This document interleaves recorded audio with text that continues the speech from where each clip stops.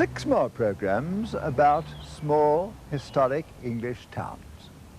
And again, the choice was tantalisingly difficult. But one of the joys of these small towns is their unending variety. Origins, plans, development, siting, never the same in any two places. And then the traditional building materials, stone, brick, wood, plaster. They've always been a prime interest of mine, and they're bound to figure prominently in all these programs. The delight of travelling about in this country is that every few miles what I've called the pattern of English building changes. And that was lucky too, because we wanted to have towns that were well distributed geographically. And what better county to start in than Warwickshire, the hub of the English wheel, as it were, whose streams feed both the Bristol Channel and the Humber. So here we are in the ancient county town, Warwick.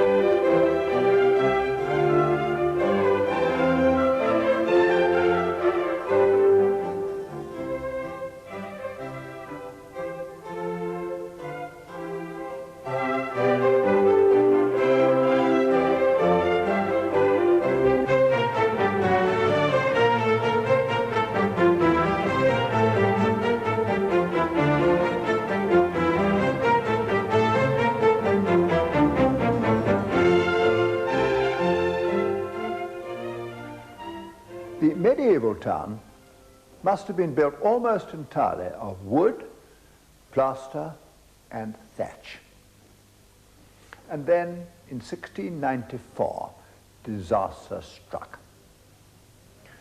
The first week in September, after a dry summer, was always a propitious time for fires. The Great Fire of London had burned from September the 3rd to the 6th. And then 28 years later, to the day, came the Great Fire of Warwick. It began here, at the Friends Meeting House, close to the West Gate. And fanned by a strong west wind, it spread quickly along High Street to the Cross. Then the wind changed direction, and Church Street, most of St. Mary's, and Northgate Street became enveloped. It was all over in a matter of hours. With a few exceptions, it was really only the buildings on the periphery that escaped. So that's where the timber framing is, and there's still quite a lot of it. Few of these houses have escaped restoration, but here in Mill Street, this range in particular makes a picturesque group.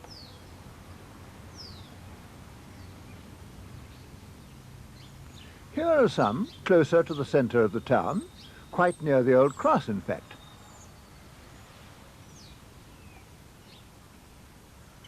But the most pleasing example is this one, Thomas Oaken's house in Castle Street.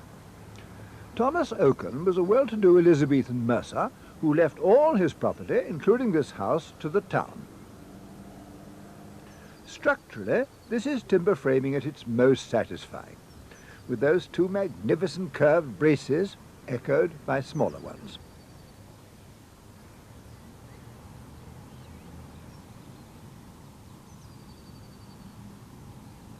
There's also plenty to be seen just inside the West Gate. The fire started close to this point, but the wind was blowing the other way.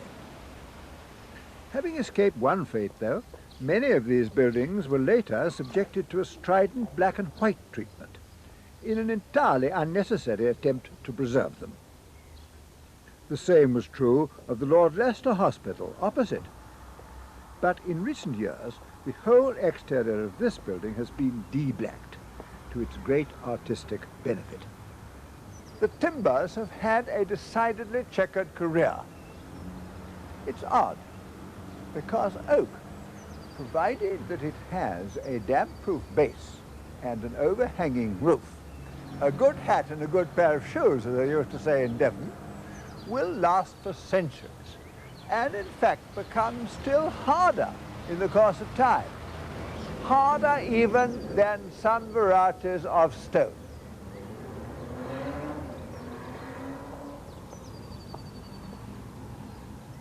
It's not only the timbers that have had a checkered career. When they were first erected in the late 14th or early 15th century, the buildings were the headquarters of two medieval merchant guilds. But in 1571, the Earl of Leicester took over the premises as a hospital for aged and disabled soldiers. A hospital in those days meaning almshouses. Before they were blackened, these timbers were smothered with red ochre, and in the cloister walk, traces of this still survive.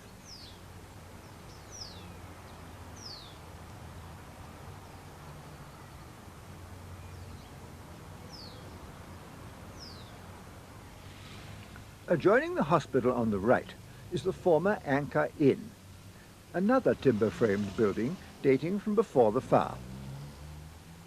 And behind this lies the malt house, which has a double jetty or overhang.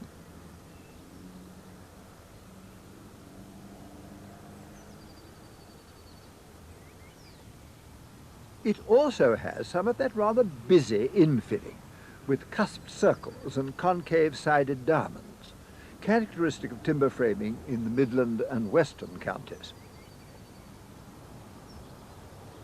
By the 1840s, perhaps because it was just an almshouse, the hospital had been allowed to fall into a very dilapidated state. The front of the master's house, the gabled building on the far side of the courtyard, is Victorian. This is, for the most part, a plaster sham, the black being painted on to look like timber. It's somewhat ironical, therefore, that this should be the part most photographed by unsuspecting visitors.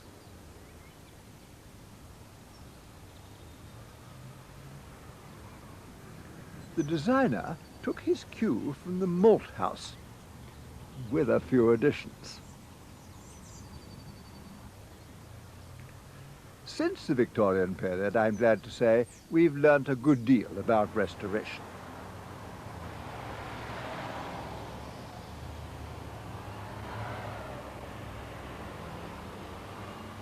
All the same, black and white dies hard in Warwick. Moreover, much of the timber framing can only be described as facsimile replacement.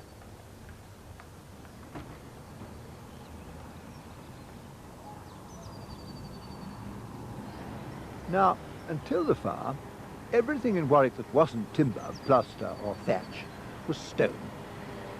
There's plenty of stone here. Most of the town is built on it. Triassic sandstone. But unhappily, none of it is very good. It's an attractive stone when first quarried, but horribly friable. It just won't stand up to centuries of weathering. A good example of a local quarry is this one, within easy carting distance of the town. It isn't used anymore, but it could be. The stone was always decidedly on the soft side. While it retained what the masons called its quarry sap, it could be cut like cheese. This house is less than a mile from the quarry, which almost certainly supplied the stone for it. It was built in 1626 on the site of the medieval hospital of St. John, hence its name, St. John's House.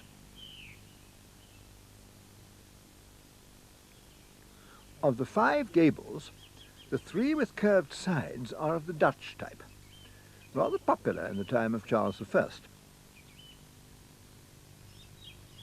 The restoration of the stonework is of course an incessant expense, but the house, most of which is now a branch of the County Museum, is admirably maintained.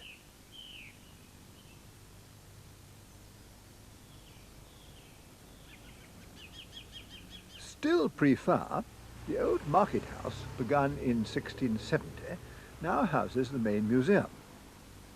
The builder was a Warwickshire man, William Herbert.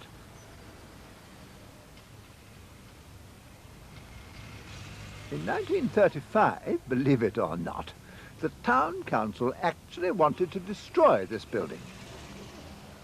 Now, I'm not saying that all here is entirely well.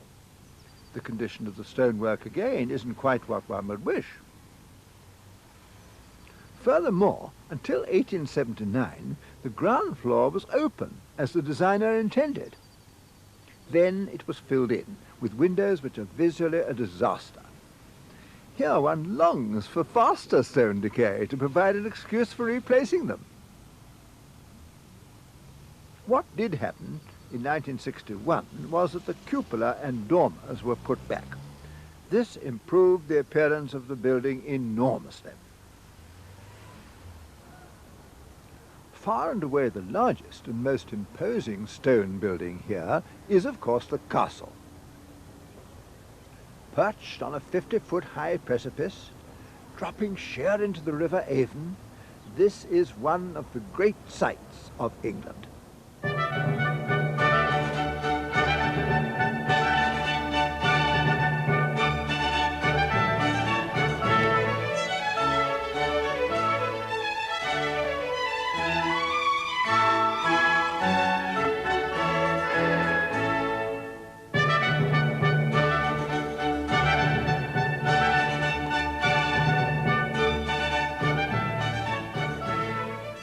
The castle, I need hardly say, is the king-pin of the Warwick story. Very strong both by nature and by art, as William Camden put it rather neatly in his Britannia of 1586.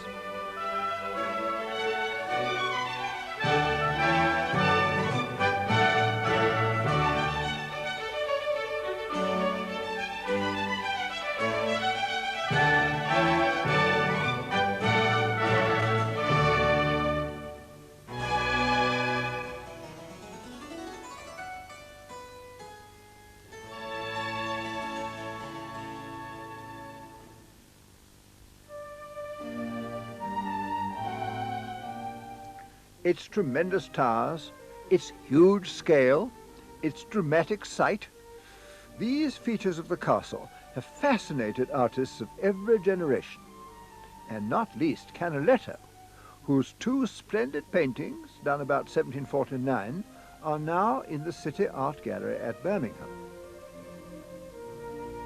This is the east front from the outer ward, and you can see quite clearly how the barbican or outer gatehouse precedes the clock tower for additional defence.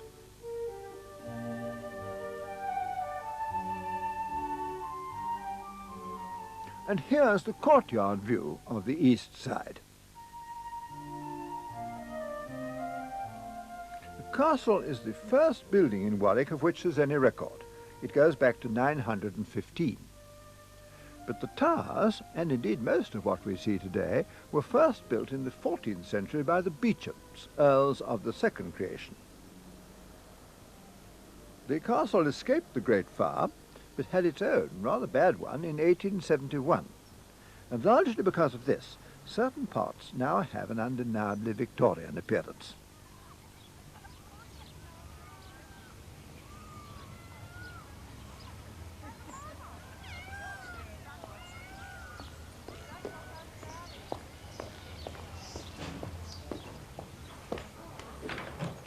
Inevitably, over the centuries, there's had to be a great deal of restoration.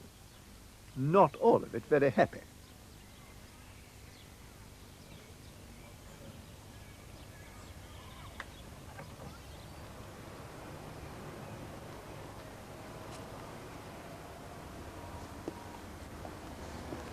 I'm on the roof now.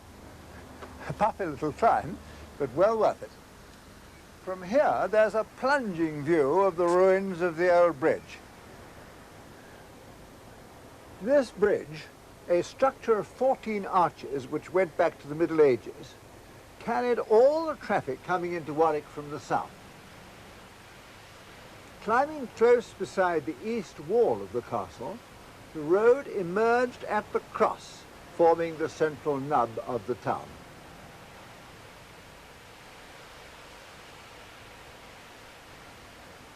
By 1789, this bridge was in a very bad state of repair. So bad, indeed, as to be unsafe. The Earl of Warwick saw his chance. If, he said, the people would agree to divert the road from Banbury some 250 yards upstream, he would defray 3/4 of the cost of the new bridge. It needed an Act of Parliament to get the scheme through. Warwick certainly did get a fine new bridge, but the Earl obtained an invaluable extension to his grounds. The castle and its park now monopolise the whole of Warwick's view of the Avon, even more than before. And the rerouting of the road caused the central crossroads to lose much of its former significance. The high cross, which used to occupy the site, had been removed shortly after the Great Fire, when it was declared that henceforth all public streets and lanes should be of a convenient wideness. But the disappearance of this landmark had an unfortunate and unforeseen effect, since the unimpeded stretch running from the west gate to the east now acts as a magnet for absolutely incessant traffic. The east gate, by the way, like the west, marks the limits of the medieval walled town. The upper part was rather charmingly rebuilt in the Gothic manner in 1788. At its two ends, close to the gates, this long street has kept its Greek Doric pillar boxes. The first letter boxes were erected in England in 1853. And in the early days, the local authorities were given a considerable amount of freedom to produce their own designs. They weren't even always red. Not many, though, chose the classical style, but Warwick did, and this letterbox is a precious survivor.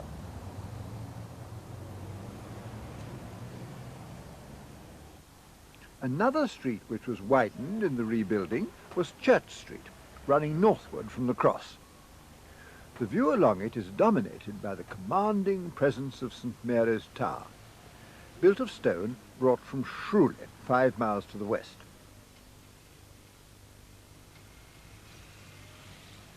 After the Great Fire, the tower had initially been rebuilt with stone quarried from the churchyard itself. The original architect sited it farther east, flush with the ends of the aisles. But when that tower had risen 29 feet above the nave roof, it developed alarming cracks and had to be dismantled. The new tower was built out into the road, and scenically this was a lucky accident, for from every direction this big tower, aslant to the axis of all the 3 streets converging on it, composes with the utmost felicity. Close to, though, some very odd features emerge. At the crown, crocketed pinnacles and little round arches are curiously juxtaposed. And below, there are repetitive niches on every face, many looking as though they would welcome the addition of a statue.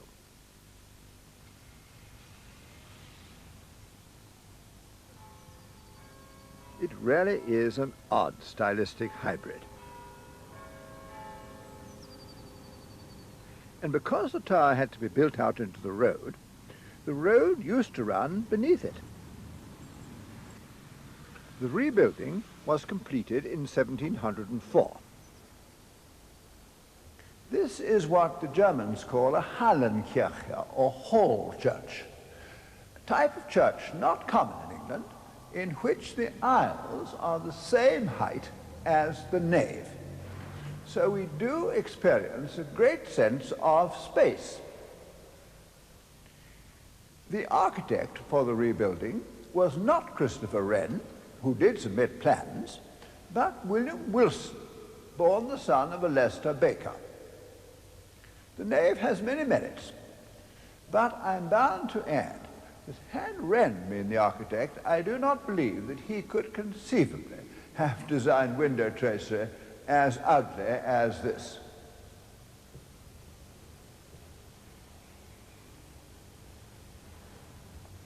A minor feature, which I find entirely delightful, is the clock, dated 1706. Not long ago, it was beautifully restored.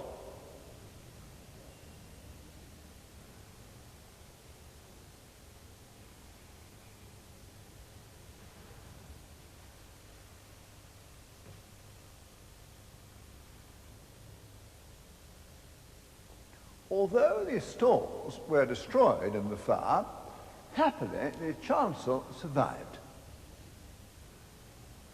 And so also did the feature for which this church is most celebrated, the Beauchamp Chapel, which dates from the middle of the 15th century.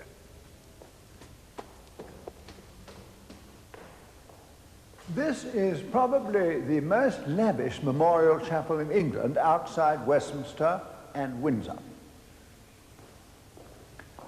In the centre is the tomb of Richard Beauchamp, guardian of Henry VI.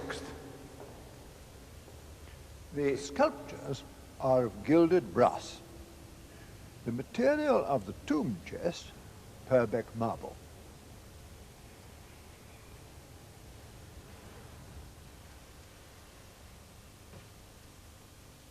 The effigy of Richard Beauchamp was modelled by William Austin of London, 15 years after the Earl's death, so it's probably not a portrait. But nonetheless, it's masterly, at once strong and elegant. Look at those wonderful hands.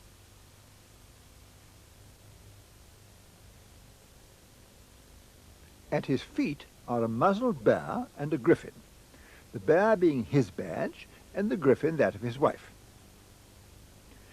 Beauchamp was certainly a man of action. He travelled to the Holy Land, defeated Owen Glendower in battle, was an English representative at the Council of Constance, and was also involved with the burning of Joan of Arc. In the canopied niches are 14 figures of weepers, clad in heavy mourning cloaks, and modelled with great sensibility, alternating with 18 rather mass-produced little angels.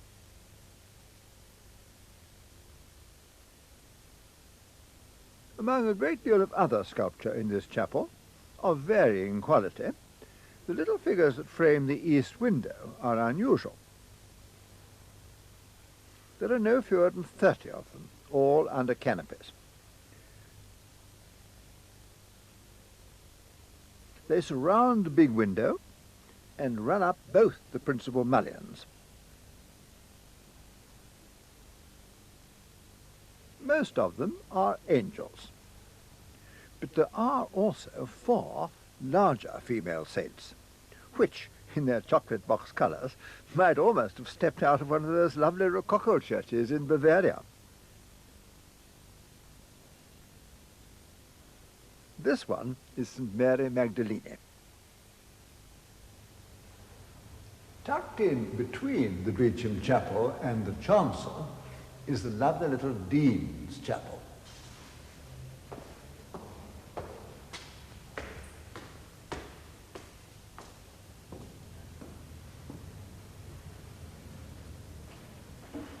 This was inserted a few years after the Beauchamp Chapel had been completed.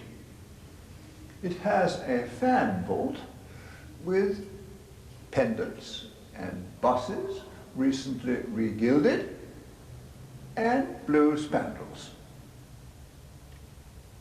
North of St Mary's runs what has been described as the finest 18th century street in the Midlands, Northgate Street.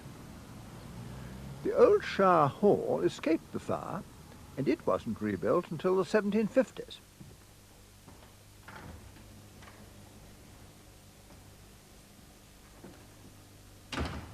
The interior is especially notable for two octagonal courtrooms, rooms of great distinction.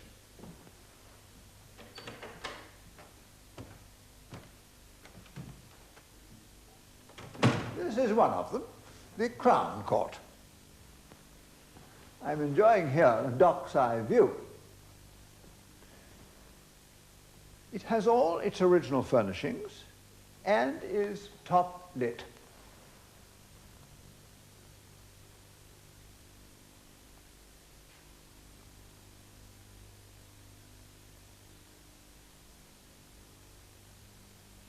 The eight-sided dome is adorned with stucco panels of two alternating designs.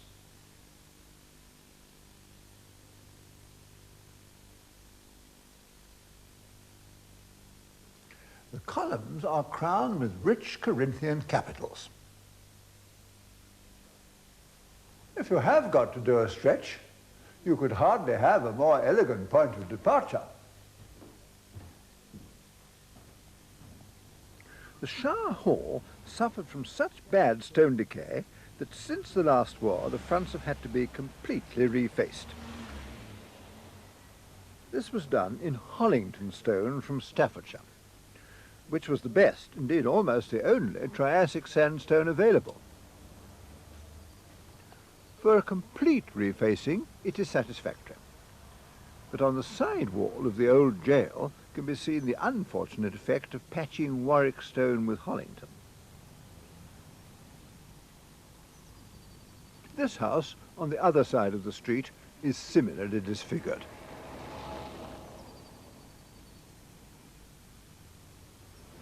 A better example of restoration is the former courthouse, now the offices of the town council. This handsome building, finished in 1728, was by Francis Smith. He gave additional weight and authority to what is really a comparatively small building by repeating the pilasters at regular intervals and by rusticating the stonework horizontally, that is, by providing unusually deep joints between the blocks of masonry.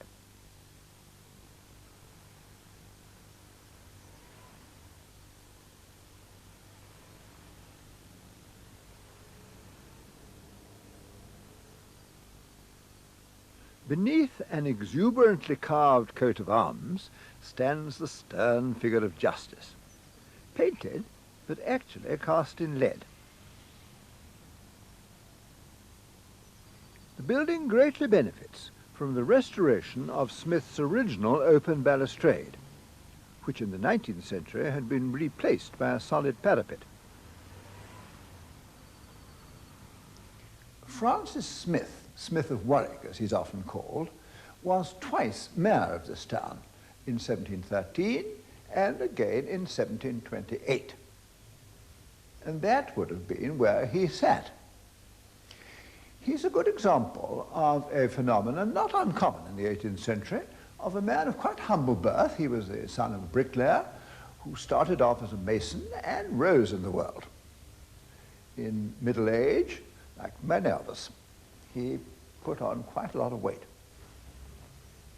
It was the fire of Warwick that gave him his great chance. He became a master builder and in all but name an architect, with a substantial country house practice all over the Midlands.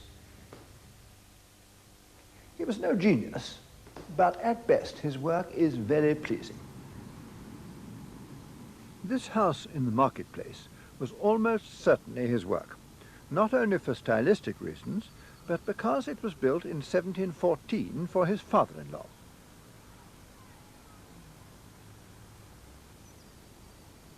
After the fire, timber framing, and especially thatch, were absolutely taboo in Warwick. In some streets, in fact, any thatch which had escaped the fire had to be removed. So the choice here lay only between not very good stone and brick. Smith chose stone, with the result that in 1963 this house had to be completely refaced.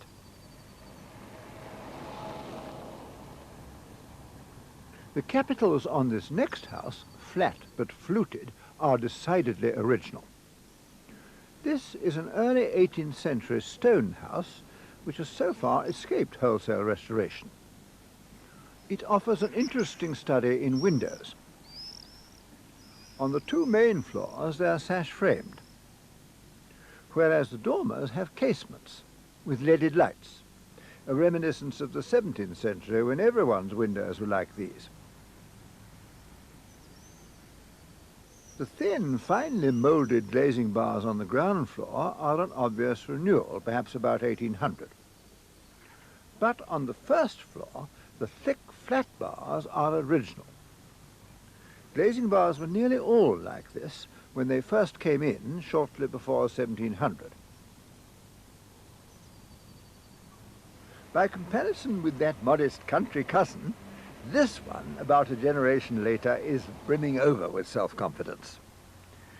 Just look at the delicate twin pilasters and the stylish capitals.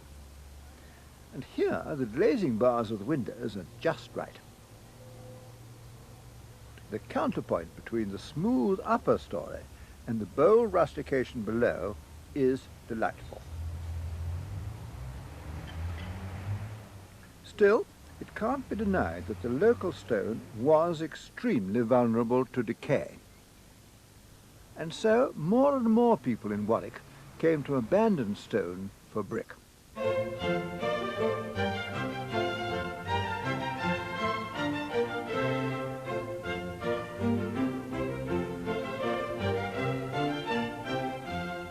Brick had indeed been used a little before the fire. This house, by Roger Hurlbut, who was probably the son or perhaps the nephew of the William who did the market house, was built in 1692. It's of brick, with only the dressings of stone. It has a good deal of wood, too, notably the boldly projecting modillon eaves cornice, typical of the later Stuart period.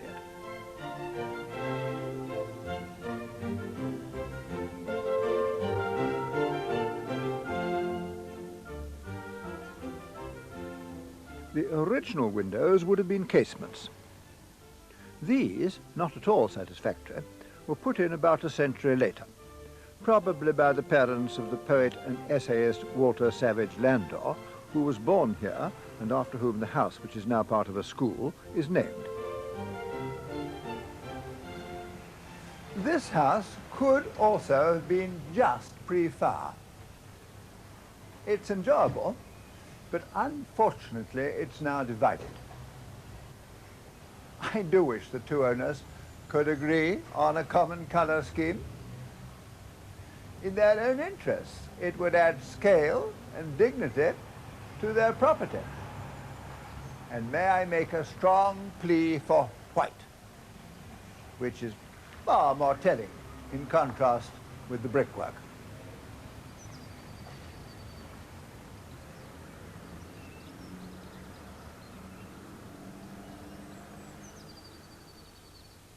Northgate House, dated 1698, is an early and imposing post-fire example of brick.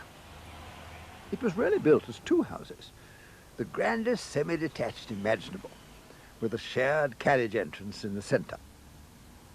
It may well have been put up as a speculation. Since it was 4 years after the fire, and there was now a big demand for bricks in Warwick, local brick kilns were set up, and there seems to have been quite an influx of itinerant labour.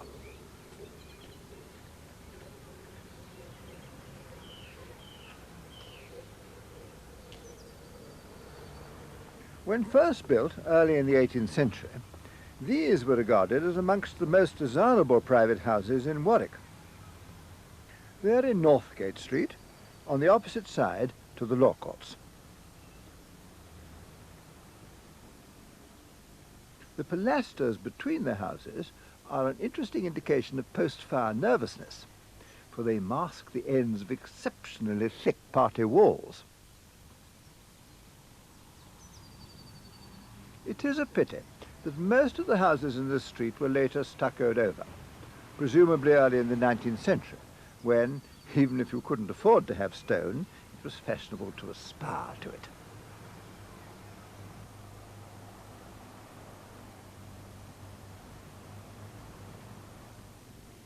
But here's a good example of a Georgian house which escaped the stucco.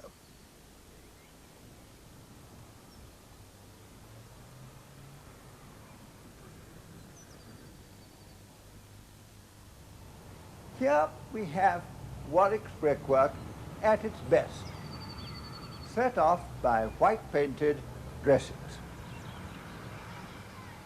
And as an extra bonus, there's still crown glass in almost all the windows. This hand-spun glass, virtually unobtainable for a century and more, harbours the most delightful glinting reflections.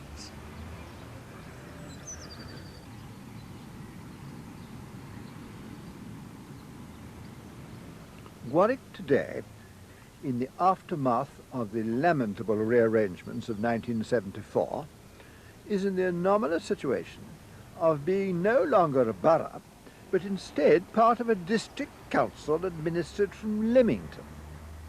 And yet, at the same time, it is still the county town of Warwickshire.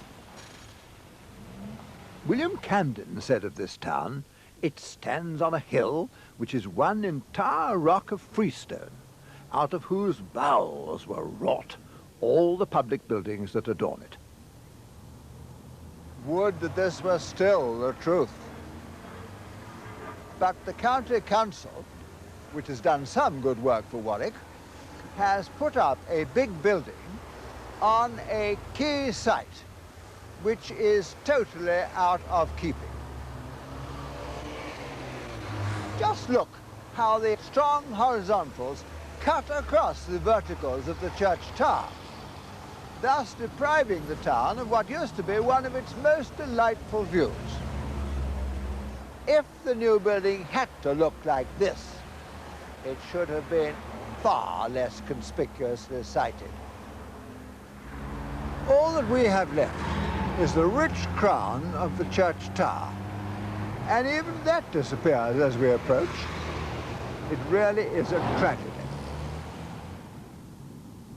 How different it all was in 1716, 22 years after the fire, when Daniel Defoe wrote, "Warwick is now rebuilt in so noble and beautiful a manner that few towns in England make so fine an appearance." Well, of some streets and buildings, even today, that is still largely true.